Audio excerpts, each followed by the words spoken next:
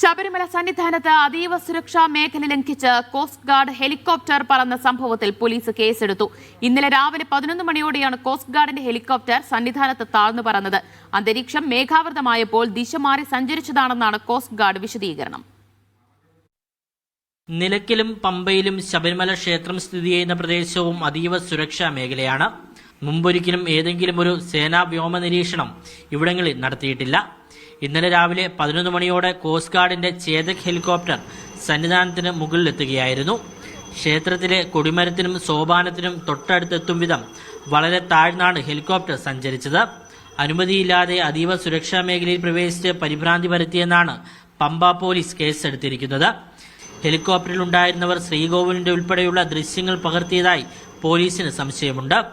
സംഭവം അതീവ ഗൌരവമാണെന്ന് special commissioner ഹൈക്കോടതിയെ അറിയിച്ചു. സംഭവത്തെക്കുറിച്ച് വിശദമായി അന്വേഷിച്ച് റിപ്പോർട്ട് നൽകാൻ ADGP S. ശ്രീജിത്തിന് നിർദ്ദേശം നൽകിയിട്ടുണ്ട്.